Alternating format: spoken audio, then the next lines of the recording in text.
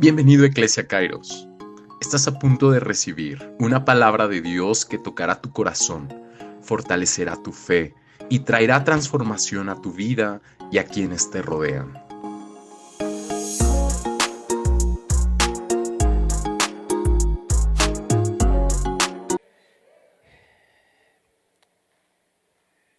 Es una bendición cuando podemos experimentar la presencia de Dios y sin lugar a dudas mientras estábamos adorando, cantando, Dios se hace presente y es también increíble cómo el Espíritu puede ir alineando todas las cosas.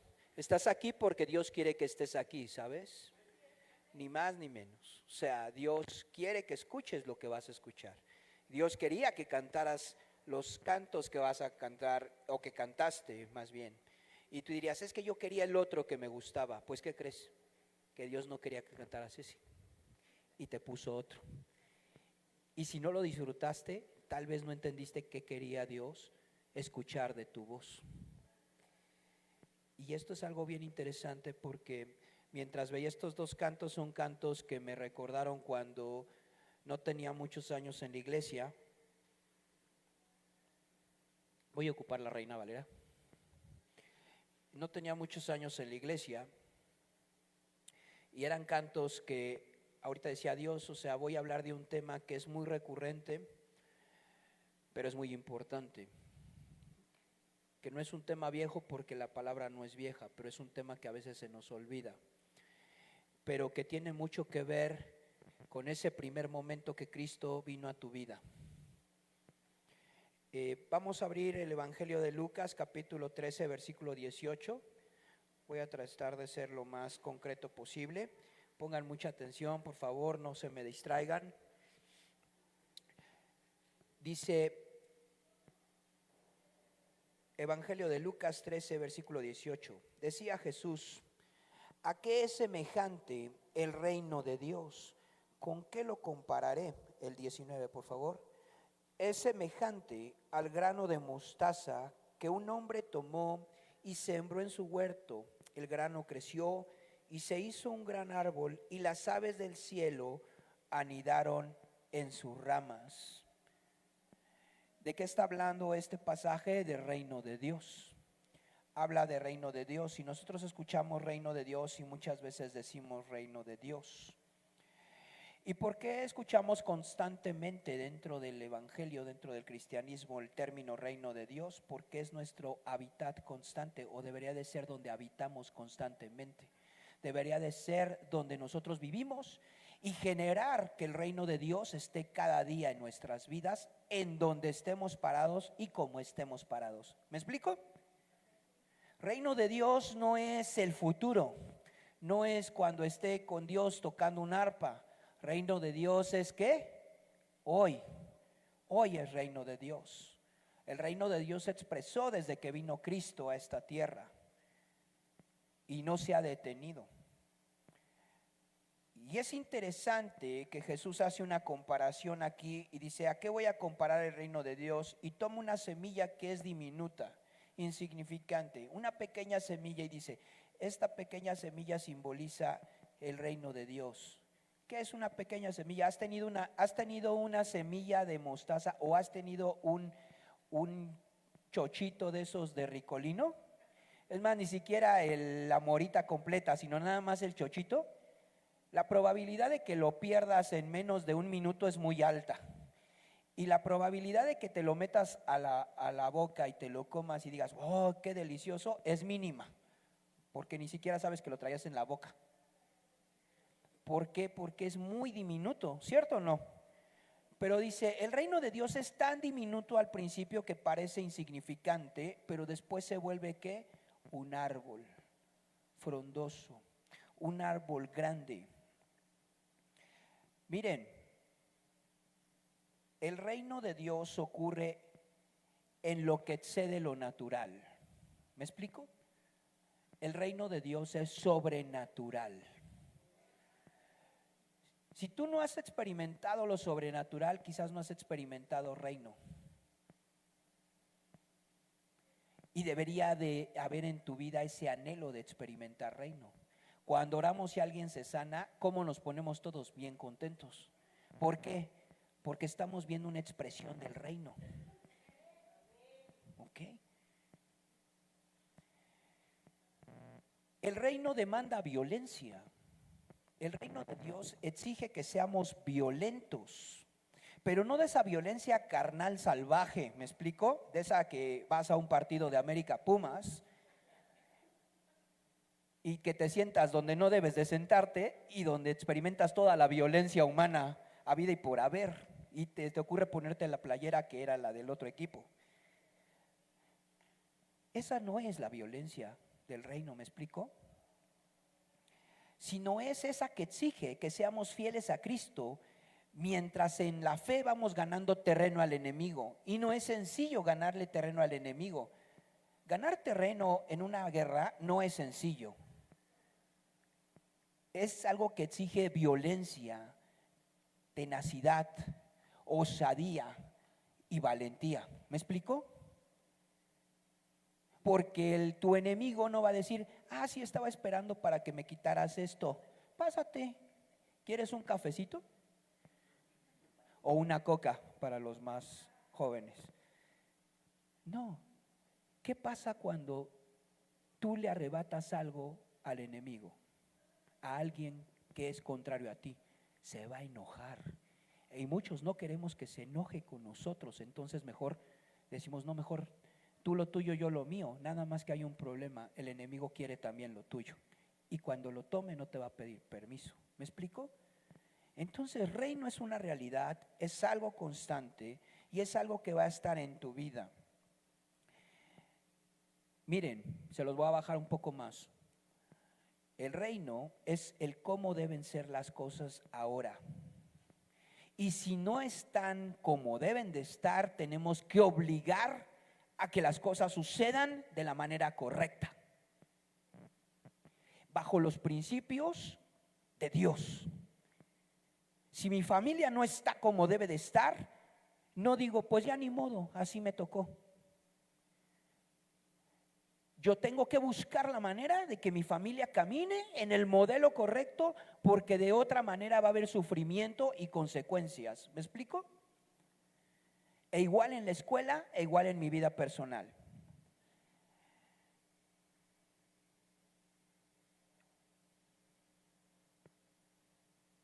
El reino no son multitudes generando cambios, hermanos. Amigos, son unos cuantos discípulos generando transformación. El reino no son multitudes haciendo cambios. El reino son discípulos de Cristo generando transformación en donde sea que ellos estén. Pregunta, ¿estamos transformando nuestro entorno? ¿Sí o no? No respondan. ¿Sí o no? O digan amén para que no sepa si sí o si no. ¿Estamos generando transformación donde nos movemos o no estamos generando nada? O peor aún, estamos generando caos. Porque de que estamos generando algo, estamos generando algo. Eso inminentemente. Algunos están en ausencia o estamos en ausencia o podríamos estar en ausencia y no generamos ni bien ni mal, pero de todos modos eso está mal, ¿me explico? Porque no venimos a pasar desapercibidos esta tierra. Se nos dio una mayordomía y se nos dio autoridad. E imagínate que quien está bajo sobre autoridad en ti, de repente se siente en su silla y se transforme en la misma silla y no se mueva y ni tome decisiones. Pobres de todos los que estamos bajo una persona así, ¿me explico? Entonces es imposible que alguien que se le ha dado autoridad y mayordomía no genere algo, bueno o malo. ¿Me van entendiendo? ¿Me van siguiendo en esta pequeña introducción? El reino de Dios, mis amados, está pasando en un proceso de expansión. El reino se está expandiendo. Amén. El reino se está expandiendo. no se está haciendo más pequeño, se está expandiendo. Estar en un hotel no es disminución, ¿me explico? Estamos en un lugar público diseñado para eventos que no tienen que ver nada con lo eclesiástico, y donde estamos en un domingo futbolero, doloroso para los que les van a los Pumas porque ellos juegan en domingo a esta hora y no sé quién más. Y estás aquí metido escuchando de Dios, y a lo mejor un cuate que nunca habías visto en tu vida. Eso hace unos años era imposible. Las iglesias, cuando yo conocí de Cristo en 1994, eran iglesias que estaban en una casa allá alejada, ahí unos brothers ahí, y les decían aleluyas y les tiraban piedras. ¿Verdad que sí? Y eran bien poquitos, y no les rentaban nada porque eran aleluyas y hacían mucho escándalo. Como nosotros hoy hicimos mucho escándalo aquí en la mañana. No es escándalo, es adoración a Dios. Y por supuesto que el diablo no iba a ceder. Pero ¿qué creen? El reino se expandió.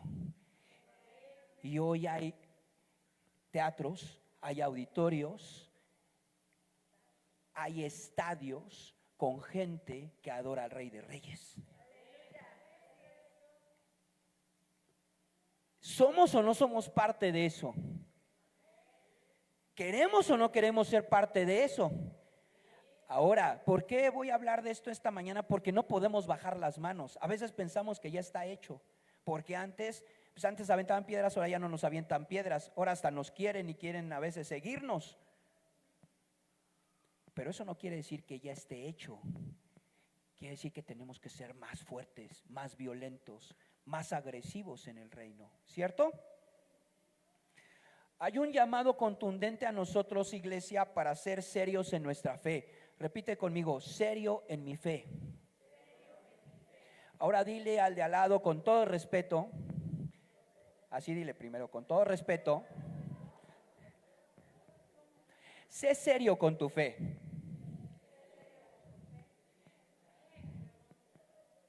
Y a lo mejor te va a decir: pues ¿y cuál fe? Dile: la vas a entender. ¿Ok? Tenemos que ser serios en nuestra fe, hermanos. Tenemos que ser serios con Dios. Dios es serio. No creas, imagínate que Dios dijera: te voy a sanar, y luego de repente llegara y dijera: y te engañé, te voy a enfermar más. ¿Tú te imaginas a Dios haciendo eso? Dios nos libre de un Dios así, ¿verdad? Dios es serio. Y si te dice: vas a estar conmigo en la eternidad, ¿qué significa eso? Que vamos a estar en la eternidad con Dios. Si Dios dice: voy a acabar contigo lo que inicié, ¿qué va a pasar? Que va a acabar contigo lo que inició en ti. Si Dios dice: cree y serás salvo tú y tu casa, ¿qué significa? Que tu familia va a creer. Si dice Dios: yo soy dueño del oro y la plata, entonces ¿quién es el dueño? ¿Sí me explico? Entonces, la seriedad en la fe no está solo en Dios, está en quien cree en esa fe. Por eso en algunas partes de la palabra dice: conforme a tu fe te sea hecho. Y hay cosas que no han pasado en nuestra vida porque no hemos estirado la liga de la fe. Y seguro, no levanten la mano, yo nada más la levanto. Seguro que Dios está estirando la liga de alguna manera. Porque hay algo que dices: ay Dios, esto no me sale ni no me sale. Y ahora sí no sale, ¿no?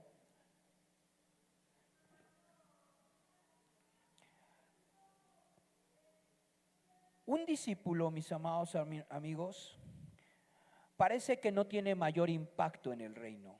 Un discípulo parece que no va a pasar nada, porque es como una semilla de mostaza. El discípulo parece que no va a generar nada, pero eso es una mentira, no es así. Se está gestando un gran árbol que empezó en el siglo I, cuando Cristo escogió 12 discípulos. Y eran 12. Y uno salió chueco, pero luego lo sustituyeron. Y después se multiplicaron, ¿me explico? Y de esos 11 surgió un reino poderoso. Y hoy somos millones. Y hoy es un gran árbol. Y hay generaciones que han habitado en ese árbol. Tus abuelos, tus tíos, tus primos, el que te llevó a Cristo, que ya no sabes dónde anda, pero seguramente estuvieron y habitaron en ese árbol y sus vidas fueron transformadas y cambiadas, y por eso te regaron la fe. Porque uno no regala lo que lastima, ¿me explico? Uno no toma, te voy a dar esta cosa, esta piedra con espinas, porque a mí me gusta que me salga sangre, ¿no? Y toma, te la voy a ceder. No, uno no da cosas que lastiman. Uno cede y hereda lo que sabes que es de bendición. Y el evangelio es tan de bendición que ha habido gente que ha sido mártir para podérnoslo dar. ¿Me explico? Porque es algo que transforma, que cambia, que es valioso. Un árbol, como dice la escritura, aquí la que vimos, genera cobertura, abrigo, seguridad y fruto. ¿Sí me explico? Y nosotros somos ese árbol. Dice la escritura que somos árboles de justicia, pero nosotros somos un árbol que genera cobertura, abrigo, hogar, y ¿sabes algo? Da fruto. Y a algunos Dios nos pone una sacudida para que demos fruto, porque ya nos acostumbramos. Algunos nos podan para que demos fruto. Lo más terrorífico que puede pasar es que no demos fruto, pase por ahí el maestro y diga, pues ni sombra, ni fruto, ni cobertura, ni nada, nomás tomas espacio, quítate, ¿no? Y esa es una imagen de una higuera, ¿se acuerdan? Cuando dijo, quiero fruto, no hay fruto, sécate. Si no sirves para lo que naciste, entonces ¿para qué sirves? Y eso es lo más fuerte que puede pasar en nuestras vidas. Pero somos árboles. Y hay algo enorme y de gran bendición en este pasaje. Estamos en un reino donde no exige que empecemos como algo grande, sino exige que empecemos como algo muy pequeño, pero que sea entendido de qué es. Tú eres un árbol de justicia para bendecir a las naciones. ¿Cierto o no? Yo no lo digo la palabra. Y lo que vimos es esto. Vamos a ese mismo evangelio, unas páginas atrás, Evangelio de Lucas, capítulo 9, versículo 23 al 27. ¿Vamos bien?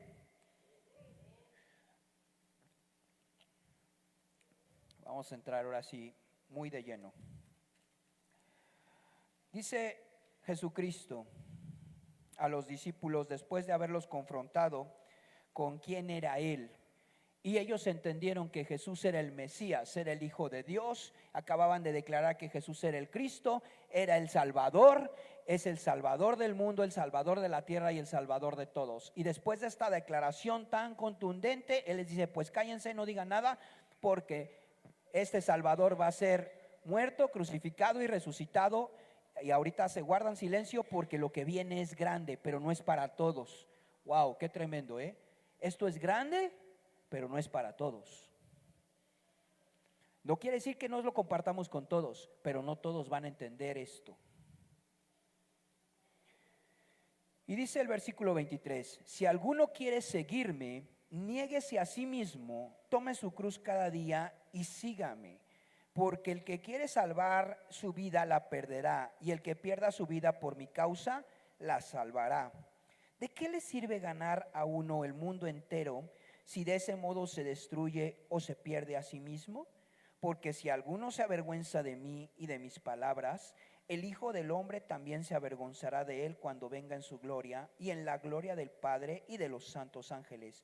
Os aseguro que algunos de los que están aquí no morirán sin haber visto antes el reino de Dios.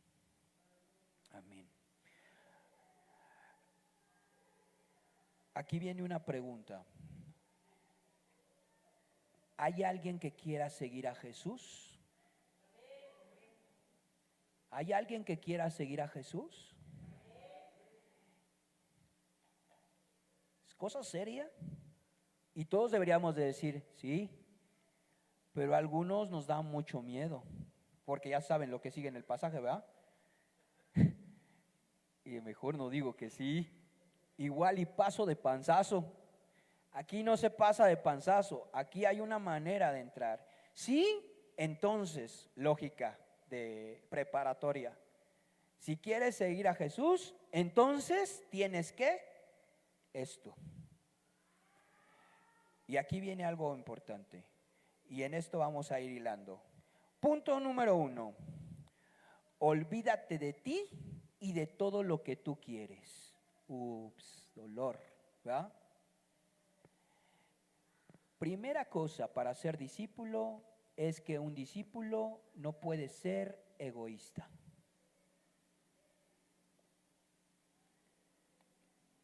El egoísmo no te va a dejar seguir a Jesús. Es que yo quería, es que yo quiero, es que yo quiero un evangelio a la medida. Ahora todo se hace a la medida, ¿verdad? Antes nada más eran los trajes, ahora todo es a la medida. Al cliente lo que pida, y el cliente siempre tiene la razón, dicen en los negocios, ¿cierto o no? Solo que cuando llegamos al evangelio, ups, aquí no es el cliente lo que pida, aquí es el Señor lo que pida y como lo quiera. ¿Me explico? ¿Por qué? Porque el que te está llamando está preocupado por tu vida y tiene un propósito para ti. Y tiene tu vida en sus manos y sabe tu pasado, tu presente y tu futuro. Entonces, ¿por qué te está pidiendo que te desprendas? Te lo voy a decir lo menos agresivo o lo menos, ¿cómo decirlo? Porque cuando metemos nuestra cuchara, echamos a perder las cosas.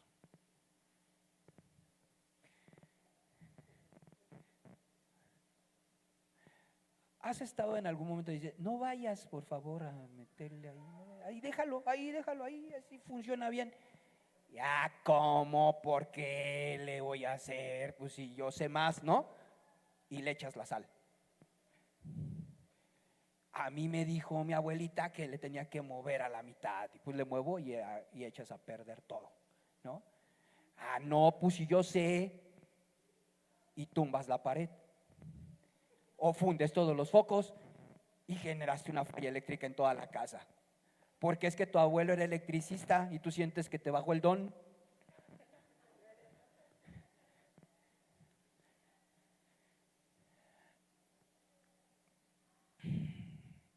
No lo quería decir, pero en pocas palabras a veces somos medio metiches donde no debemos. ¿Me explico? Deja que Dios trabaje, olvídate de ti, Dios se hace cargo de ti y eso implica fe. ¿Qué tal si a Dios me le olvidé? Pues si a Dios te le olvidaste, estamos en un problema. Houston, tenemos un problema, nos vamos a estrellar. Estamos fritos, no tenemos Dios en nuestra vida. Somos religiosos. ¿Me explico? Si Dios no sabe qué está pasando en nosotros, tenemos un grave problema.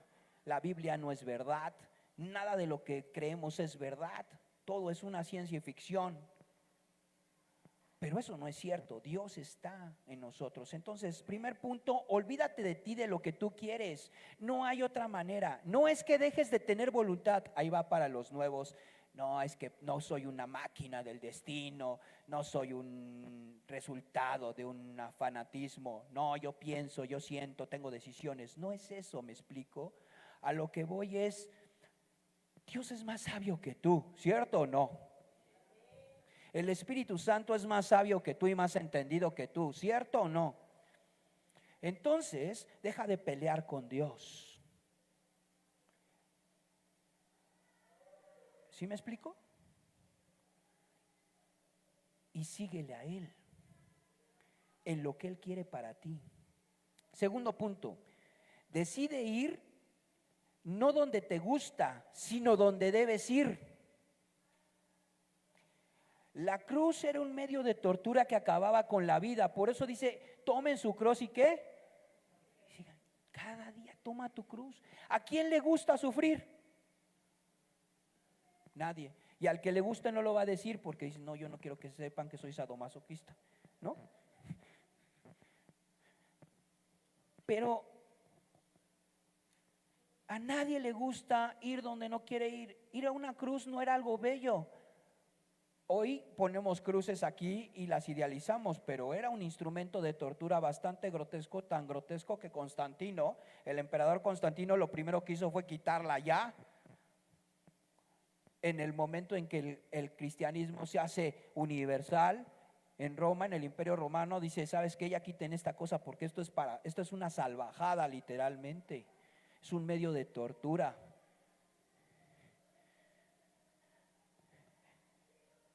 No nos gusta sufrir ni sufrir en la carne. Tanto no nos gusta que algunos tenemos unos kilos de más y de mucho más. Porque uno dice, deja de comer tortilla y pan. Porque sí sabe bien bueno, ¿no? Además soy mexicano. Si fuera alemán, no comería tortilla. Pero soy mexicano. Y tenemos nuestros argumentos. Pero aquí el punto es, necesitamos, para ser discípulos, ir a veces donde no nos gusta.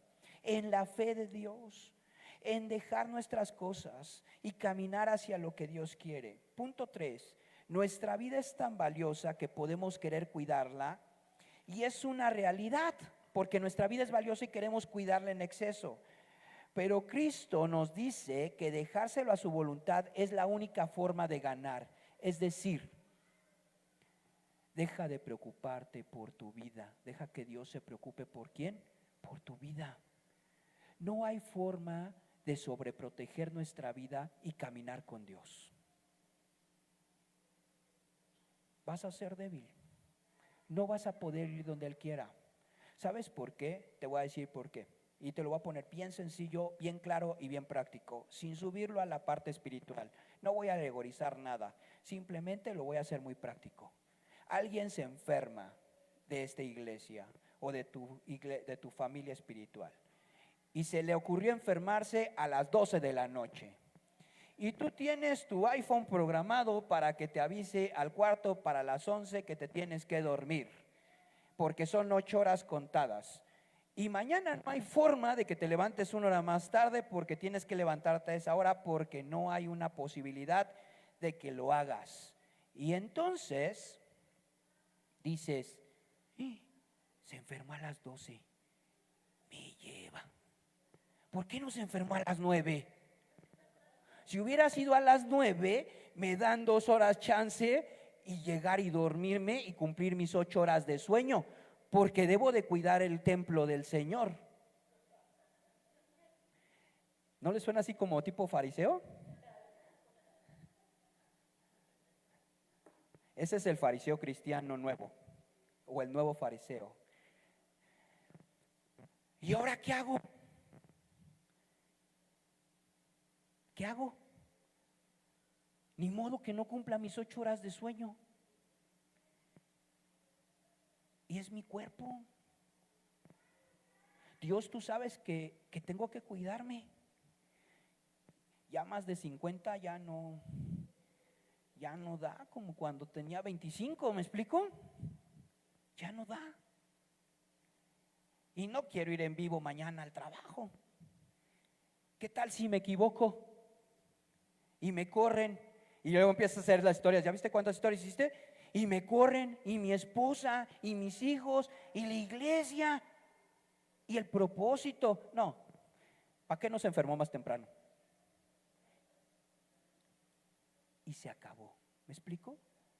Y entonces eliminas de toda probabilidad y posibilidad. Ni siquiera le diste chance al Espíritu te dijera si tenías que hablar o tenías que ir o no tenías que ir. Te cuidas demasiado. ¿Sí me explico en ese ejemplo? No puedes cuidarte tanto si quieres ser discípulo de Dios, porque también te va a ir leer, estudiar, orar por alguien, preocuparte por la gente, dar de lo que no tienes, no de lo que tienes, dar de lo que no tienes al que tiene menos que tú. Y eso es difícil, porque allí te va ¿qué? Tu vida. A veces te va tu salud. Hay que ser muy sabio, porque hubo quien no fue muy sabio y murió antes de tiempo por irse al lado contrario. ¿Me explico? Por eso necesitas al Espíritu. Pero hay una realidad, hermanos. El Evangelio no es sencillo.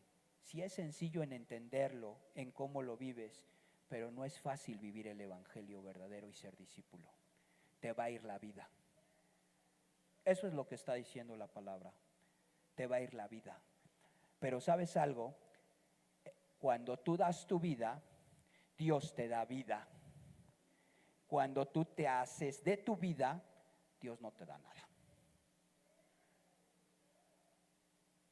Porque Dios no se queda absolutamente con nada. ¿Me explico? Entonces, un evangelio sencillo, polite, de que no te cueste, quizás sí es el evangelio, sí es que conoces de Dios, pero estás lejos de ser discípulo de Cristo. ¿Ok? Quiero hablar con toda claridad porque creo que esto es muy importante y es una palabra que Cristo les dice, porque cuando hace esto Cristo, quiero decirles en realidad qué pasa. Disminuye la membresía de discípulos. Porque ¿saben cuántos se fueron después de esto? Muchos. ¿Y cuántos millones de cristianos hay hoy? Muchos más. Pero no había otra manera de que el evangelio fluyera más que entendiendo correctamente que el evangelio es cosa seria y ser discípulo es cosa ¿qué? Seria. Por eso habla de violencia el reino de Dios. 4. El reino de Dios es real, hermanos, y tiene que ver completamente con nuestro concepto de Cristo y con la forma que vivimos de acuerdo a esa fe. Dios no está diciendo, pierdan todo, tomen su cruz porque hay a ver qué pasa en el futuro. Él dice, va a haber una consecuencia. El que sea mi discípulo estará conmigo, reinará conmigo y tendrá todos los privilegios en la eternidad. Pero hay otra realidad. El que no entiende nada, dice, porque si alguno se avergüenza de mí y mis palabras, el Hijo del Hombre también se avergonzará de él cuando venga en su gloria y en la gloria del Padre y de los santos ángeles.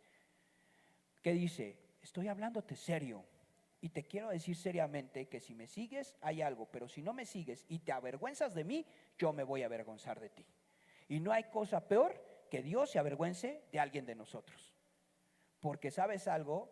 Que el que nosotros nos avergoncemos de Dios, ¿qué caos genera? Nada, no pasa nada, Dios sigue siendo Dios. Pero que Dios se avergüence de ti, ese sí es un problema porque somos creación. Y tenemos ahí un grave problema. El Creador avergonzado de uno de nosotros. Ahora sí, como dicen, Dios nos agarre confesados. ¿Me explico? Y no es una amenaza porque Dios es amor, pero lo que está diciendo es, a ver, entiendan, lo que quiero es sentirme orgulloso de mis hijos. Y tienen todos los recursos para poder ser plenos, porque no es para mí la ganancia. Miren, Dios sigue siendo Dios con nosotros y sin nosotros. Lo que nos está dando es la posibilidad de tener una eternidad plena. Es tener algo maravilloso y grande. Es hacer algo tremendo en nuestras vidas, en nuestro futuro. Esto es más grande que la Afore, hermanos. Algunos están más preocupados o estamos más preocupados por el afore y por la pensión del bienestar o del quien sea, que por estar en la eternidad. Algunos no saben ni qué es la afore, pero investiga por favor, porque un día vas a llegar a ese punto, ¿no? ¿Qué será eso de la afore? Bueno, investígalo. ChatGPT. Curso afore. Para dummies. Pero miren,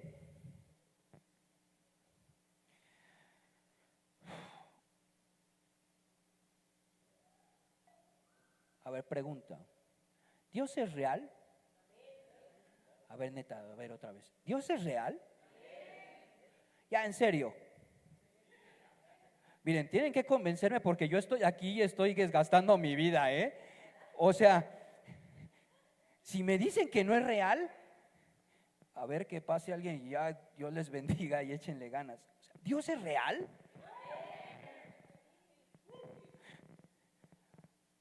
Porque si es real, hay que darle con todo, ¿me explico? Si es una fantasía, pues vamos a ver a los Pumas todos. O a quien le vayan. Pero creo que Dios es real, ¿me explico? Estoy convencido que Dios es real. Entonces veámoslo como lo que es y caminemos como lo que es un discípulo. Mira, voy a cerrar con esto. La realidad es de seguir a Jesús. Lucas ahí mismo, capítulo 9, versículo 57.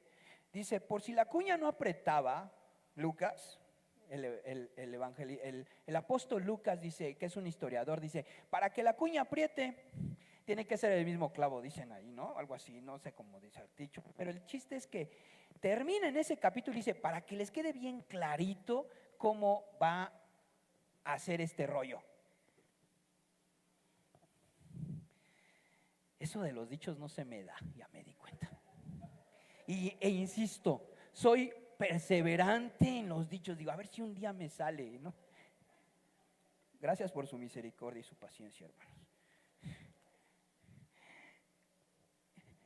Mientras iban de camino, uno le dijo, primero, ¿qué? ¿De dónde salió todo? Del que iba caminando, ¿no?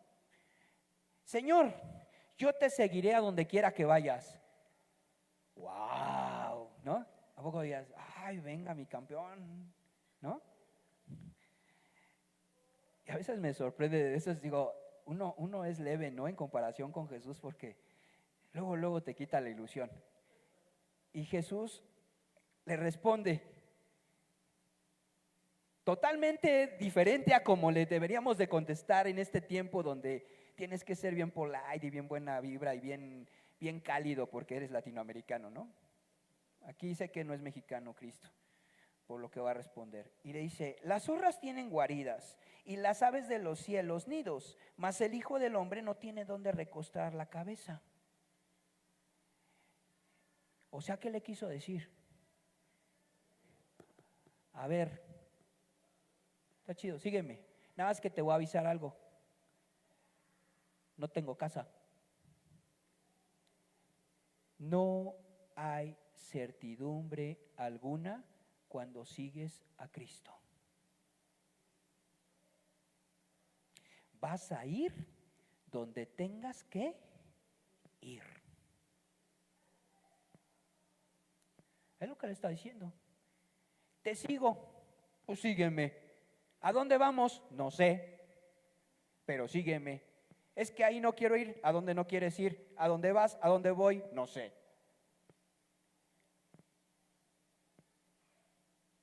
Pero es que dime dónde vamos. No sé, pero tú quieres seguirme. ¿Sí me explico? A veces queremos hacer negocios con Dios y decir, mira Dios, te voy a seguir siempre y cuando no me quites las clases de salsa. O sea, sí esto, pero las de salsa, nah. Y cuando Dios ve que amas más la salsa que a Él, ¿qué crees que es lo que te pide? La salsa. ¿Por qué? Porque lo que quiere es tu corazón. Si es tan fácil dejar la salsa y no mencionarla, ni te la quita. ¿Me explico? Sí, pero entonces no quieres ser discípulo.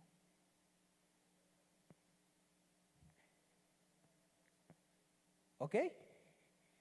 Después, aquí no dice si lo sigue o no lo sigue, ya no sabemos, ¿me explico? Pensemos positivamente, sí lo siguió.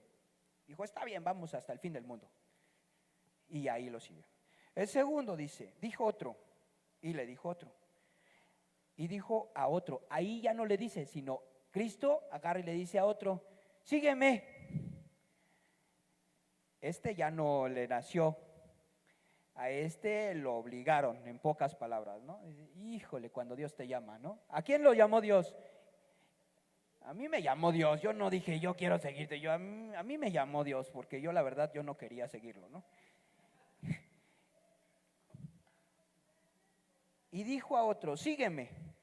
Él le respondió, Señor, déjame que vaya primero y entierre a mi padre. ¿A poco no estás bien noble? Pues sí. Jesús le contestó, deja que los muertos entierren a sus muertos. Tú dedícate a anunciar el reino de Dios. Si te llama, no hay nada que justifique que procrastines anunciar el reino de Dios. No es que Dios no quiera la familia. ¿Me explico? Algunos dirían, hoy este pasaje no es de Dios, es del diablo, porque la familia es lo de hoy. Todos por la familia, ¿no? No, sino le da un peso tan fuerte, porque ¿qué es lo más valioso para las personas? La familia. Y cuando se muere tu padre, pues más. ¿No me explico? Porque muchas cosas se te bloquean cuando se trata de la familia, ¿cierto o no? Y ya te bloqueas y piensas que nada existe en el planeta más que lo que te está pasando, porque emocionalmente estás bloqueado. Y muy contundentemente ante esta situación, Cristo dice que los muertos entierren a sus muertos. Tú ve y anuncia el reino. Te estoy diciendo que me sigas. No hay una sola justificación en esta tierra para no seguir a Jesús cuando Él te llama. Ni lo más fuerte que existe, el amor familiar. Y escúchame, cuando está esto escrito, el modelo es 100% un patriarcado. Si alguien era importante en la familia, ¿quién era? El papá. La mamá podría, ni más muchos no saben ni cómo se llamaba la mamá ni nada, ¿no? Pero de alguien que era importante es el patriarca de la familia. Y decir que Jesús que no puedes ir a enterrar a tu padre es algo para las emociones sumamente fuerte. Es más, seguramente muchos dijeron, entonces no voy, porque es mi papá. Es más, he visto cosas que por la familia no se hacen porque es mi familia. ¿Y qué crees que es lo que Dios te dice? Pues entonces no puedes ser discípulo.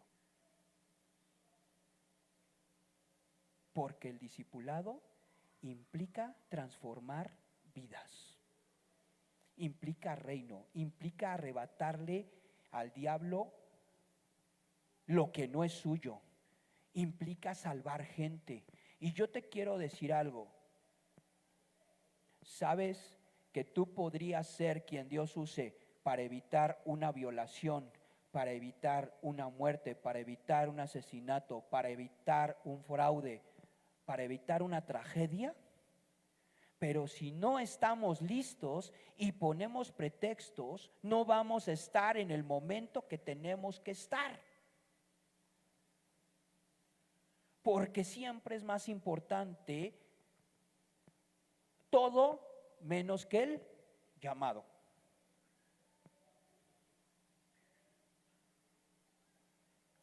Piénsalo así. Hay gente, y he oído testimonios, que estaba con la pistola aquí en la sien, literalmente, vayan dando allá el tecladito,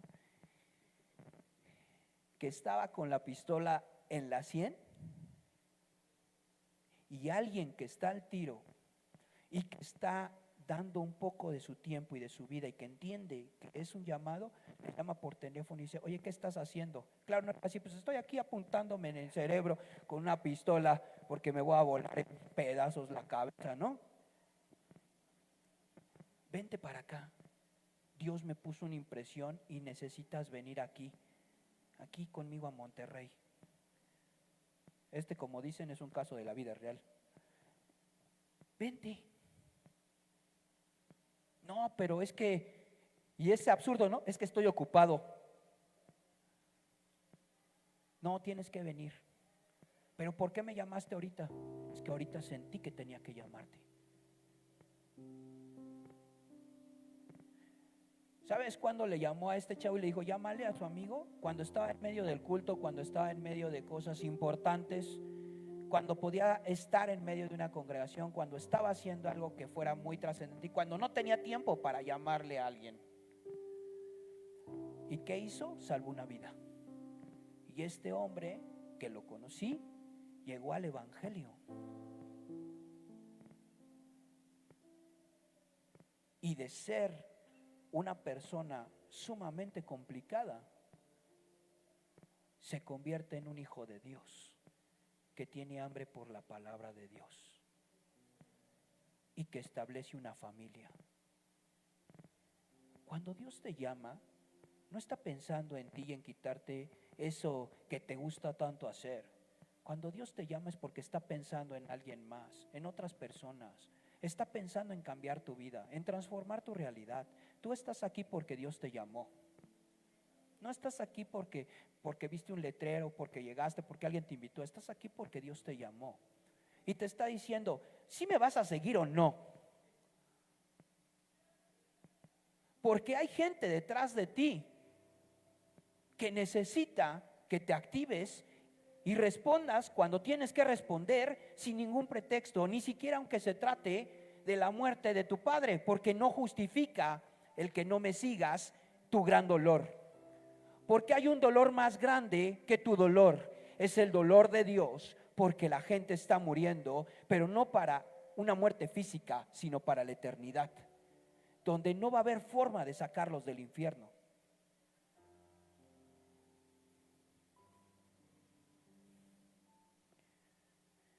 Puedes cambiarle la realidad a una persona si eres entendido. Y finalmente, otra persona también le dijo, se acerca a Cristo, no lo busca a Cristo. Te seguiré, Señor, pero déjame que me despida primero de los míos. Y esto suena muy cortés, porque muchas veces no te vayas como las chachas, ¿no? Dicen, deja primero que vaya y me despida y haga bien todo, mis maletas, haga una fiestecita y ya, y nos vemos, ¿no? Ya voy a despedirme. Y a veces el evangelio es muy disruptivo y muy fuerte, y a veces suena hasta grotesco las palabras, ¿me explico? Para la cultura. Y dice Cristo, ninguno que poniendo su mano en el arado mire atrás es apto para el reino de Dios. Mi amado amigo, no puedes seguir a Jesús si quieres seguir mirando con nostalgia el pasado y lo que tienes ahorita, o por lo que ahorita está a tu lado. Ser discípulo es ver adelante, siempre adelante. Y cuando tú decides seguir a Dios, es seguir adelante. El llamado a ser discípulo es muy duro, hermanos, porque tiene implicaciones eternas. Lo que te espera siendo discípulo es enorme y grandioso, pero no es nada sencillo. Y esta era mi función el día de hoy, decirte que vale la pena ser discípulo, pero también decirte que no es sencillo ser discípulo. Estas promesas a ser discípulo, las que acabamos de leer, por lo que implica el futuro, son muy difíciles para nuestra vida. De verdad que son muy difíciles. y son imposibles para la naturaleza caída. Alguien que no tiene a Cristo no puede ser discípulo de Cristo. Es imposible. Es imposible porque tienes la naturaleza de ti, de querer lo tuyo, de egoísmo, de pecado. No puedes porque se requiere gracia, se requiere capacidad de Dios, se requiere fe.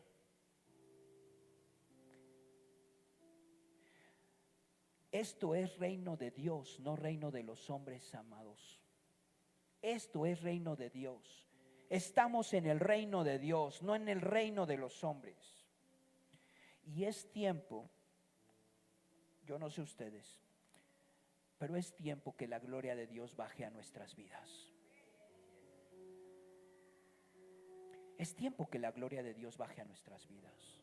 Es tiempo que veamos milagros. Es tiempo que seamos parte de un cambio radical, no solo en nuestras vidas, sino en las vidas de los que están a nuestro alrededor.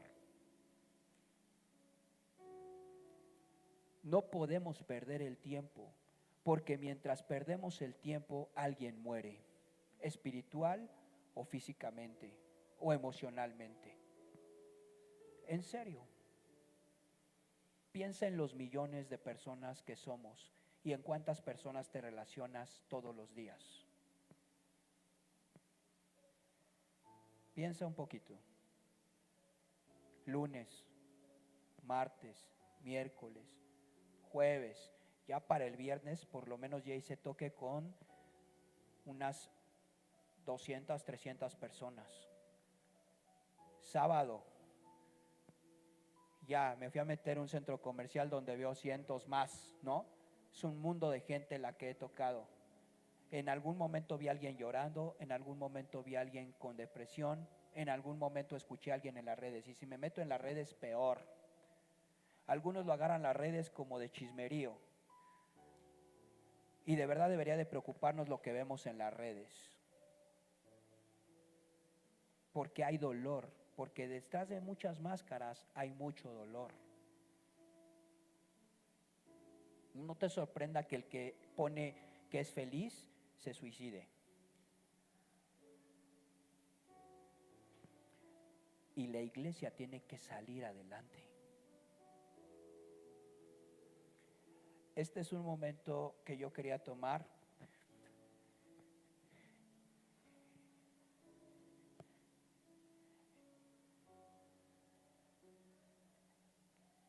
de hacer voto con Dios, no con los hombres, no con la iglesia, con Dios.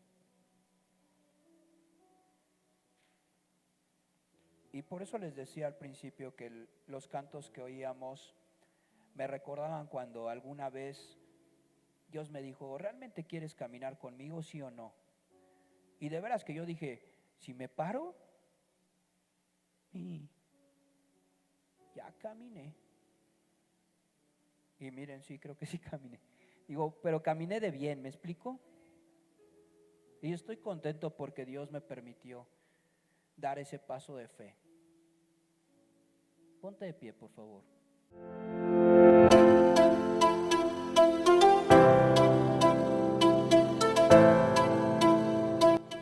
Gracias por escuchar esta enseñanza en Iglesia Kairos. Nos vemos pronto. Dios te bendiga.